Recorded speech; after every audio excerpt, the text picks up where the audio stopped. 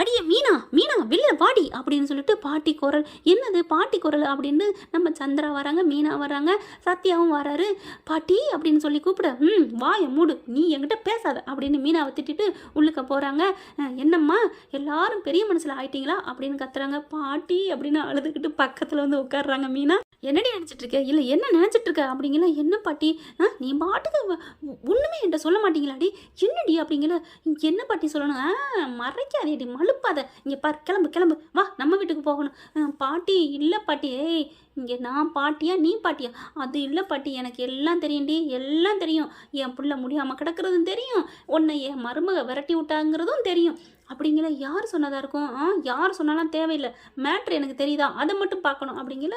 Coffee போட்டாந்து கொடுக்குறாங்க. வேணாண்டி இந்த வெயிலுக்கு போயிட்டு அப்படிங்கிறாங்க.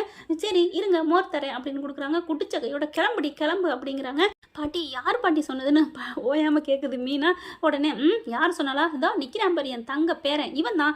சத்யாவை பார்க்குறாங்க. ஏண்டா அக்கா நீ சும்மா இருக்கா, நீ இப்படி அழுதுட்டு இருக்கிறது என்னால் தாங்க முடியலக்கா, அதுவும் இல்லாமல் அங்கே மாமாவுக்கு முடியலைல்ல, பெத்த தாயிட்ட மறைக்கக்கூடாதுல்ல, அதனால தான் நான் சொன்னேன், நீங்கள் தான் பேசிகிட்டு இருந்தீங்க மாமா பாட்டிக்கு தெரியக்கூடாதுன்னு, அதனால தான். அதுவும் இல்லாமல் பாட்டி பாவம், பாட்டிக்கு தெரியறதா நல்லது, ஆனால் மனசு கேட்கலையே, சொல்கிறதுக்கு பயமாக இருக்கே அப்படின்னு நீங்கள் சொல்லிட்டு இருந்தீங்க, அதனால தான் நான் சொன்னேன். அட பாவி ஏவாய் தான் எனக்கு தான் அப்படிங்கிற. என்னடி வாடி அப்படின்னு சொல்லி கூட்டிக்கிட்டு கிளம்புறாங்க. பாட்டி பாட்டி என்ன பாட்டி வரையா இல்லையா, சந்திரா நீ எதுவும் பயப்படாத, அவள் ஏன் பெத்தி ஏன் சொத்து, அவளை நான் அப்பெல்லாம் அவ்வளோ சீக்கிரம் விட்டுற மாட்டேன், எனக்கு நம்பிக்கை இருக்குமா, நீங்கள் கூப்பிட்டு போங்க, அங்கே என் மாப்பிள்ளை இருக்காரு, எங்கள் அண்ணன் இருக்காங்க, என்ன சம்மந்தியம்மா மட்டும்தான், சரி விடு, அவளுக்கு பணம் காசு தான் அவளுக்கு பெருசாக போச்சு, இருக்கட்டும் அப்படின்ட்டு டக்குன்னு இரு, நான் வந்த விஷயத்தையே மறந்துட்டேன் அப்படின்னு சொல்லிட்டு பெட்டியை கொடுக்குறாங்க. பெட்டியிலேருந்து பார்த்தீங்கன்னா எடுக்கிறாங்க. திறந்து பாரு அப்படிங்கிறாங்க. திறந்து பார்த்தா நகையாக இருக்குது. என்ன பாட்டி இது அப்படின்னு கேட்க, இதில் 150 பவன் நகை இருக்குடி. என்ன பாட்டி 150 பவனா, ஆமாடி வச்சுக்கடி. பாட்டி ஏன் பாட்டி, எதுக்கு பாட்டி, இதெல்லாம் எங்களுக்கு வேணாம் அப்படின்னு சொல்ல, இங்கே பாரு நான் ஒரு ஐடியாவோட தான் வந்திருக்கேன், இதை நீ வச்சுக்கோ. மீனா அம்மாவுக்கு புரிஞ்சு போகுதுங்க.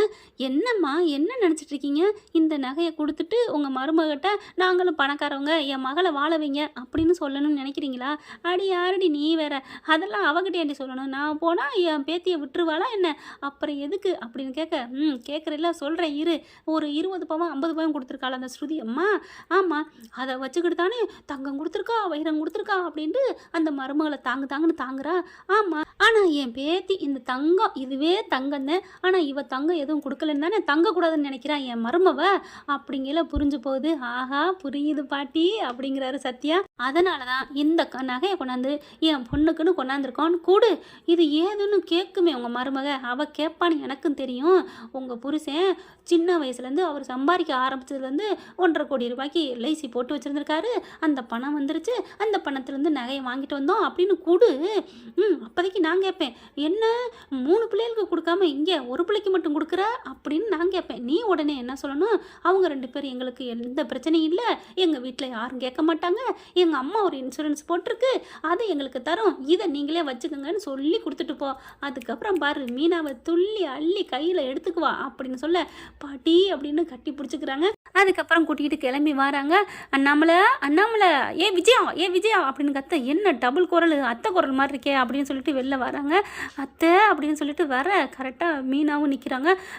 ஏய் இவதுக்கு இங்கே வந்தா அப்படின்னு சொல்ல, என்னைய கேட்குறியா இல்லை என் பேத்தியை கேட்குறியா, அத்தை இவளை தான் ராசி சரியில்லைன்ட்டு, ஹே வாய மூடு, நீ ஓ ராசி சரியில்லைன்னு நான் பார்த்த இடத்துல சொன்னாங்க, நீ கல்யாணம் பண்ண புதுசில் உன்னை பிரித்து கூட்டிகிட்டு போயிடுவா, உன் வீட்டுக்கே ஆகாது அப்படி இப்படின்னு சொன்னா, நான் என்னடி பண்ணேன், உன்னை வேணான்னு சொன்னா அப்படின்னு எகிரிக்கிட்டு போகிறாங்க.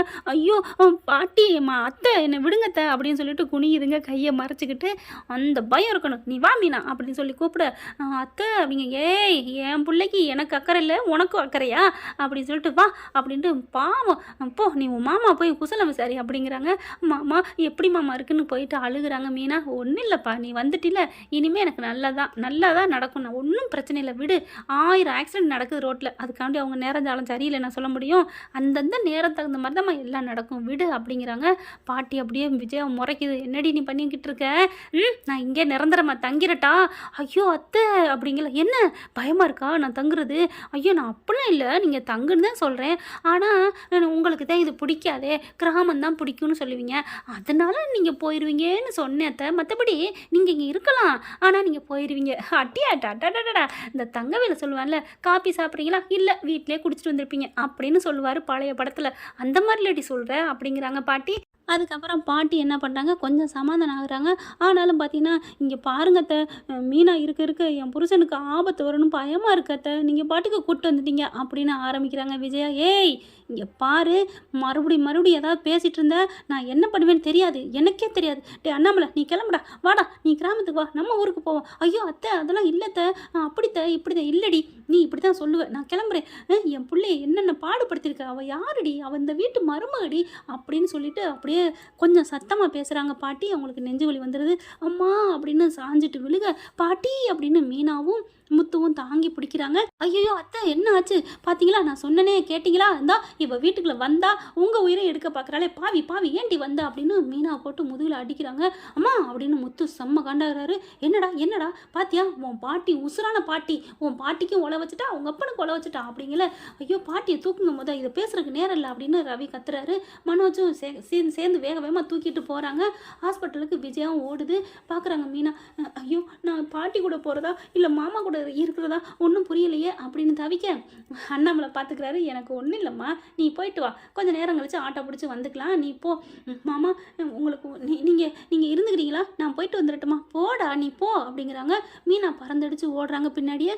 ஆஸ்பத்திரிக்கும் போய் சேர்த்துடுறாங்க. பார்த்தா மைல்டு அட்டாக் வந்திருக்கு. எதுவுமே அவங்க அதிர்ச்சி தர்றது பேசக்கூடாது, கேட்கக்கூடாதுங்க, வயசாயிடுச்சு இல்லையா, பார்த்து வச்சுக்கோங்க அப்படிங்கிறாங்க. அவங்க லாங் ட்ரைவ்லாம் பண்ணக்கூடாது அப்படிங்கிறாங்க. அப்போ தான் பார்க்குது, ஐயோ இங்கே தங்கிருமோ அப்படின்னு. அடிப்பாவி என்னங்கடி, மாமியார் மாதிரி தங்குனாலே மருமகளுக்கெல்லாம் இப்படி தூக்கி வாரி போடுது. ஒரு சில இடங்களில் தாங்க, ஒரு சில இடங்கள்லாம் தங்கமான மருமங்க இருக்காங்க. ஆனால் நிறைய பேர் மாமியா வர்றாளா ஐயோ அப்படின்னு பயந்துக்கிட்டு ஒழிச்சு வைக்கிற மருமகளும் இருக்காங்க. அந்தளவுக்கு ஒரு நல்ல மாமியாராக இருந்தால் அப்படி சொல்லவும் தேவையில்லை. ஒரு சில மாமியார்கள் டார்ச்சர் வேறு பண்ணுறாங்க, பார்த்தாலே பாதி தூரம் ஓடுற அளவுக்கு. நான்லாம் அப்படிலாம் இருக்கக்கூடாதுன்னு நினச்சிட்ருக்கேன். என் மருமகளை கண்ணுக்களை வச்சு தாங்கணும்னு தாங்க இருக்கேன். அப்படி ஒரு தேவதையை தான் தேடி பார்க்கணும். தேவதைனா நான் அழகில் சொல்லங்க, குணத்தில் சொன்னேன். அதை விட எப்பேற்பட்ட வந்தாலும் நான் பார்த்து நல்லபடியாக வச்சுக்குவேன். இதை தாங்க எல்லாரும் மாமியாரும் நினைக்கணும். இப்போ பார்த்தீங்கன்னா ட்ரீட்மெண்ட் பண்ணிகிட்டு இருக்காங்க, முடிச்சிடுறாங்க. கொஞ்சம் நேரத்தில் டிஸ்சார்ஜ் பண்ணிடலாம், ஒன்றும் பிரச்சனை இல்லை அப்படின்னு சொல்லிட்டு இருக்காங்க. மாத்திரை மருந்து எழுதி கொடுக்குறாங்க, வாங்கிட்டு வரேன்னு சொல்லிட்டு முத்து மீனா போகிறாங்க. மீனா பார்த்து முறைக்குது விஜயா. என்னடி நினச்சிட்டு இருக்க, மரியாதையை போயிரு, பார்த்தில்ல பாட்டி பாட்டின்னு உயிரை விட்டியே, இப்போ பாரு அப்படிங்கல. அத்தை நான் என்னத்தை பண்ணேன் அப்படிங்கல. பாட்டி கண்ணை முடிச்சிருது. ஏய் அப்படின்னு கத்துது. என்ன என் முன்னாடி என் பேத்தியை திட்டுவியா? அத்தை நீங்கள் அப்பெல்லாம் அதிர்ந்து பேசக்கூடாது, உங்களுக்கு ஹார்ட் அட்டாக்கு. என்னடி ஹார்ட் அட்டாக்கு? ஒன்றும் இல்லை, நான் வைரம் பாஞ்ச கட்டை தான் அப்படின்னு சொல்ல. ஐயோ புரிய மாட்டேங்குது இதுக்கு அப்படின்னு சொல்லிட்டு இங்கனையே நம்ம நிற்கணும் அப்படின்னு விஜய் என்ன பண்ணுது, அங்கிட்டு போயிடுது. ஃபோன் பேசுகிறக்காண்டி பார்வதிட்ட பேசுகிறதுக்கு பிள்ளைக்கு முடியலன்னு வந்துச்சு. இப்போ பார்த்தீங்கன்னா இப்படியா அப்படின்னு ஃபோன் பேசிட்டு போக, அங்கே விஜய் அந்த பக்கத்து ஃபோன் பேச போகிறாங்க. அந்த அடுத்த ரூமில் பார்த்தீங்கன்னா கதவு திறந்தே இருக்குது. உள்ளுக்கு போக வர கரெக்டாக சிந்தாமணி தெரியுது விஜயாவுக்கு. என்ன சிந்தாமணி மாதிரி இருக்கே அப்படின்னு கரெக்டாக பார்க்குறாங்களா. உள்ளார போயில, அம்மா அதெல்லாம் உள்ளுக்க போகக்கூடாது அப்படிங்கிறாங்க. இல்லைங்க எனக்கு தெரிஞ்சவங்க, அதெல்லாம் போகக்கூடாதுமா அப்படின்ட்டு போக, போக விட மாட்டேங்கிறாளுங்களே அப்படின்னு அங்கேயே நிற்க, சரி திரும்பி பார்க்கட்டும் கூப்பிடுவோம் அப்படின்ட்டு விஜயா நிற்கிதுங்க. கரெக்டாக பார்த்தீங்கன்னா, டேய் என்னங்கடா பார்த்து இருக்க மாட்டீங்களா, ஏங்கடா இப்படி படுத்தி எடுக்கிறீங்க அப்படின்னு கத்த. அக்கா என்னை திட்டாதீங்கக்கா, ஏக்கா அப்படிலாம் பேசுகிற, நீ சொன்ன மாதிரியே தூக்கிட்டேன்ல அப்படின்னு சொல்ல. தூக்கிட்டடா, நான் இல்லைன்னு சொல்லலை, ஆள் நான் சொன்ன மாதிரியே கரெக்டாக இன்னும் கொஞ்சம் கூட நீ அடிச்சிருக்கலாம் தான். அப்போ தான் அந்த மீனாவையும் விரட்டுவாவ, அதனால தான் போலீஸ் சாமியாரையும் வச்சு அனுப்புனேன். அதை நம்பணுங்கிற கத்தை உன்னையும் அனுப்புனேன். ஆனால் நீ அடிபட்டு கிடக்குறியாடா, இன்னொரு காரியம் பண்ணணுமேடா, இன்னும் அந்த வீட்டில் இன்னொரு ஆக்சிடென்ட் பண்ணணுமேடா. அக்கா காசை எனக்கு வேணும், நான் வந்துடுறேன்க்கா வந்துடுறேன், ஆளை பாரு. அதை மோதின கையோட நீ போய் மரத்தில் மோதுவ, ஏன்டா இப்படி பண்ணுற, நிதானம் பண்ண மாட்டியா? இல்லைக்கா பதட்டத்தில் நான் வேகமாக போய் வண்டி மோதிட்டேன்க்கா அப்படிங்கிறாங்க. மோதினேன் கொஞ்சமாக சுயநினைவோடு இருந்தியா, இங்கே வந்து கடந்துட்டு ஃபோன் அடித்து எனக்கு ஃபோன் மேலே ஃபோனு, அங்கே அன்னைக்குன்னு பார்த்து என் மக வந்து இருந்துக்கிட்டு இருக்கு, எதுவுமே பண்ண முடியல நேற்று ஃபுல்லாக, அதனால தான் நான் வர முடியல, இப்போ ஓடி வந்தேன், இப்போ எவ்வளோட காசு வந்திருக்கு தேவை எனக்கு அப்படிங்கல. அக்கா என்னக்கா நான் வாழ் தானக்கா, ஐயோ பேசாதடா அப்படின்னு சொல்லிட்டு, எவ்வளோட பில்லு வந்திருக்கும், எப்படியும் ஒரு 20,000 வந்திருக்கும், தேவையாடா, நிதானமாக ஏற்றிட்டு வர மாட்டியா?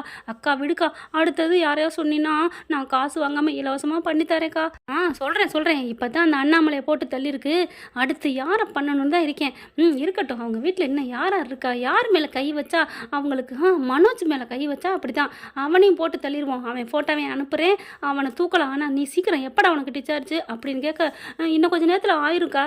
ஐயோ உங்களுக்கு வச்சுக்கிட்டு நான் மாரடிக்கிறேன் பாரு அப்படின்னு சொல்ல விஜயா எல்லாத்தையும் கேட்குது. அம்மாடி, இவ தான் எல்லாம் திருட்டு பொம்பளையா, இவ தான் போலீஸ் அமர் அனுப்புனதா, இவ தான் எல்லாம் பண்ணதான்னு இப்படி திரும்புது. பின்னாடி முத்துவும் மீனாவும் நிற்கிறாங்க. ஐயோ அப்படி தூக்கி வாரி போட சிந்தாமணி அங்கேருந்து இங்கிட்டு திரும்பவும் விஜயாவை அப்படியே பிடிச்சி இழுத்துக்கிட்டு அவங்க ரூம்குள்ளே போயிடுறாங்க. சிந்தாமணி வெளியில் போகுது. அப்படியே பார்க்குறாங்க. என்னடா அப்படின்னு பாட்டி கேட்க, பாட்டிக்கிட்ட இருங்க அப்படிங்கிறாங்க. சிந்தாமணி அங்கிட்ட ஃபோன் பேசிக்கிட்டே, சீக்கிரம் ரோஹிணி கண்ணு இரு, நான் வந்துடுறேன். இந்தா நான் அனுப்புனேனே ஆள், அந்த மாமனாரை தூக்குன ஆள், அவன் போய் மோதிக்கிட்டேன், அவனுக்கு பில்லு கட்டணும்னு கூப்பிட்டாங்க, அதுக்கு தான் இந்த ஆஸ்பத்திரிக்கு வந்திருக்கேன், இந்த வந்துடுறேன் கண்ணு அப்படின்ட்டு போகுதுங்க. ஐயோ விஜயா அப்படி நெஞ்சு வலி வந்துடுதுங்க. ஐயோ முத்து டே ஐயோ மனோஜ் எனக்கு நெஞ்சு வலி வருது அப்படின்னு அடுத்த பெட்டில் போடுற அளவுக்கு ஆயிடுச்சு. அடுத்து பார்த்தா டாக்டர் வந்து செக் பண்ணுறாங்க. சும்மா ஹை பிபி தாங்க, ஒன்றும் இல்லை அப்படிங்கிறாங்க. மீனா பார்க்குது, என்ன ஆட்டம் ஆடின, கொஞ்சம் நெஞ்ச பேச்சாடா பேசுன சோனமுத்தா அப்படிங்கிற மாதிரி பாட்டி பார்க்குது விஜயாவை. என்னமோ சொல்லிக்கிட்டா எங்கள் உடம்பெல்லாம் இப்படி வீணாக போன உடம்புன்னு, எங்களுக்கு ஒன்றும் ஆகாதுன்னு சொன்னேன், எப்படி உடனே ஆண்டவன் காமிச்சான்ல, அத்தா விடுங்கத்த அப்படிங்கிறாங்க. அப்புறம் பார்க்குறாரு முத்து மீனாவும். என்னம்மா உங்கள் கண்ணில் ஆண்டவன் காமிச்சானா? இப்போ தான் நான் மீனாட சொல்லிட்டு வந்தேன், ஆண்டவன் இருக்கான் கண்ணில் காமிப்பான், நீ கவலைப்படாதுன்னு. கரெக்டாக நடந்துருச்சே அப்படிங்கல. அப்படியே விஜயா தொங்கி போட்டுக்கு நிற்கிது மூஞ்சிய. உடனே பாட்டி கேட்குது, என்னடா என்ன நடக்குது அப்படிங்கல. அங்கே நடந்ததெல்லாம் சொல்கிறாங்க. ஓ இவளே காதால் கேட்டாளா அப்படின்னு சொல்லிட்டு கையோட இங்கே வாடி அப்படின்னு கூப்பிட்றாங்க. என்னத்தை அப்படின்னு விஜயா பம்மி நிற்க பலான்னு ஒரு அறை கொடுக்குது பாட்டி. அத்தை ஏத்த ஆமாடி, இந்த அறை நான் அரைஞ்சேன், இல்லைன்னு வைவேன் மீனா விட்டு அறைய விட்டுருப்பேன். என்னத்தை ஏன் அப்படிலாம் சொல்கிறீங்க? ஆமாம் நீ என்னென்ன பேசுன, அந்த சாமியாடி சொல்லிட்டான், என் புருஷன் உசருக்கு ஆபத்து, இந்தோ நான் வந்து எனக்கு நெஞ்சு வலி வந்ததையும் சொன்னியடி, ஏண்டி இப்படி ஏண்டி அப்படிங்கல. இல்லைத்த அவங்களாம் நம்பின மாதிரி சொன்னாங்களா, இப்போ என்ன பண்ண போகிற, இதெல்லாம் யாரோட வேலைன்னு தெரிஞ்சிச்சுல, அந்த சிந்தாமணி தான் மீனாவை வீட்டை விட்டு விரட்டவங்க இருக்காண்டி போலீஸ் அமர் அனுப்பியிருக்கான், இந்த மாதிரி ஆளை வச்சும் அடிச்சிருக்கான். அப்போ மீனாவோட ராசி நீ ஏண்டி சொன்ன தெரியாமல் சொல்லிட்டேன் அத்தை, என்ன மன்னிச்சிருங்கத்த அப்படின்னு விஜய் அழுகுது. அது சரிடா, அந்த சிந்தாமணி யார்டா, எதுக்குடா அந்த வீட்டில் இருக்கக்கூடாதுன்னு விரட்டுறா அப்படின்னு பாட்டி கேட்குறாங்க. அது ஒன்றும் இல்லை பாட்டி, இந்த தொழில் போட்டி தான் அப்படிங்கிறாங்க. இவள் வீட்டுக்குள்ளே பேசாமல் இருந்தால் எதுக்கு அவள் அப்படி பண்ணுறா? என்னடி நீ என்ன அந்த சிந்தாமணிக்கு வக்காலத்து பேசுகிற? உன் புருஷனை அடித்து போட்டிருக்கிறா, போலீஸ் அமர் அனுப்பியிருக்கா, அது தப்பு தான், அவளுக்கு நான் வச்சுக்கிறேன், ஆனாலும் அதுக்கு மூலதாரணம் அவகிட்ட அவள் போட்டிக்கு போனதானே அப்படிங்குது. மறுபடியும் பாட்டிக்கு கோவம் வருது. உன்னை நான் அடித்ததில் தப்பே இல்லடி அப்படின்னு சொல்கிறாங்க. அதுக்கப்புறம் டிஸ்சார்ஜ் ஆகி வீட்டுக்கு போயிடுறாங்க. போனதுக்கப்புறம் அண்ணாமலைட்ட எல்லாத்தையும் சொல்ல, மீனா அங்கே வா அப்படின்னு சொல்லி கூப்பிட்றாரு. பக்கத்தில் வராங்க. நீ இங்கே வா விஜயா, நீ வா அப்படின்னு சொல்ல விஜயா பக்கத்தில் வந்து அப்படியே நிற்கிது பம்மிக்கிட்டு. இவளை ஓங்கி ஒரு அரை என் மனசார அப்படிங்கிற. ஐயோ மாமா ஏன் எனக்கு இந்த பாவத்தை, அவங்க எனக்கு அம்மா மாதிரி, நடிக்காதடி அப்படின்னு விஜயா நினைக்குது. விஜயா அப்படி மனசில் நினச்சிட்டு அடுத்த நிமிஷம் என்ன நினைக்கிறாங்க தெரியுமா? ஐயோ பாத்தியா உன் மேலே எவ்வளோ பாசமாக இருக்கிறா அப்படின்னு என் புருஷனோ இல்லை என் மாமியாரோ சொல்லுவாங்களேன்னு விஜயா நினைக்க, அதே மாதிரி தான் அண்ணாமலைன்னு சொல்கிறாரு. பார்த்துக்கிட்டியா என் மருமக எப்படி உன் மேலே பாசமாக இருக்கா அப்படின்னு சொல்கிறேன். ஆமாங்க அப்படி சொல்லி வைப்போம் அப்படின்னு விஜயா சொல்லுது. இப்போ புரிஞ்சுக்கிட்டியா டே முத்து, இப்போ என்னடா பண்ணுறது, அந்த சிந்தாமணி தான் எல்லாம் பண்ணியிருக்கான்னு தெரிஞ்சிருச்சுல. ஆமாப்பா உடனே போய் கம்ப்ளைண்ட் கொடுறா. ஐயோ வேணாங்க அப்படின்னு தடுக்குது. ஏன்னா பத்திரம் வாங்கியிருக்கா அவகிட்ட இருக்குது, காசு வாங்கியிருக்காங்க, அந்த பயத்தில் அதெல்லாம் முடியாது, நான் கொடுத்தே தீருவேன். வேணாண்டா அதெல்லாம் வேணாம், அப்புறம் அவள் ஏதாவது பண்ணுவா, கம்ப்ளைண்ட்லாம் பண்ண வேணாம், நான் அவளை வச்சுக்கிறேன், நீ போய் என்ன வச்சுக்குவ, ஏன் சிந்தாமணி இப்படி பண்ணேன்னு கேட்பேன். அந்த மீனா உங்களுக்கு ஆகாதவல்ல, அதனால தான் இப்படி பண்ணேன்னு சொல்லுவா. அப்புறம் நீ என்ன பண்ணுவ, என் புருஷனை ஏன் அடிச்சேன்னு கேட்ப, அப்படி இருந்தால் தானே நம்பி விரட்டுவாங்கன்னு அவள் சொல்லுவா. அதை கேட்டு நீ வந்துடுவ ஏண்டி அப்படின்னு பாட்டி பயங்கரமாக அளந்து விடுறாங்க. முத்து போடா அப்படிங்கல. வேணாண்டா வேணாம் அப்படின்னு கத்துறாங்க. ஏண்டி வேணாம் அப்படிங்கல. விஜய் என்ன பண்ணுது, போனீங்கன்னா அவள் அப்படிங்கிற என்ன ஒன்றும் இல்லை அப்படிங்கிறாங்க. ஆனால் முத்து கேட்கவே இல்லைங்க. போலீஸில் போய் கம்ப்ளைண்ட் பண்ணுறாங்க. என்ன ஃப்ரெண்ட், அதுக்கப்புறம் சிந்தாமணி ஆட்டம் ஆக போகுது. விஜயாவுக்கு ஆப்பு ரெடியாக தானே இருக்குது, பார்க்கலாம். தேங்க்யூ. இந்த வீடியோ உங்களுக்கு பிடிச்சிருந்தா தயவு செய்து லைக் பண்ணுங்க. இன்னும் அப்டேட்ஸ்க்காக சேனலை சப்ஸ்கிரைப் பண்ண மறக்காதீங்க. நம்ம கிட்ட இருக்க எல்லா சேனல்ஸோட லேட்டஸ்ட் வீடியோ அப்டேட்ஸ்க்காக மேல ரைட் சைட்ல காட்டுற லிங்கை கிளிக் பண்ணி வாட்ஸ்அப் குரூப்ல ஜாயின் பண்ணுங்க. உங்களிடம் விடைபெறுவது நான் உங்கள் மெஹர்.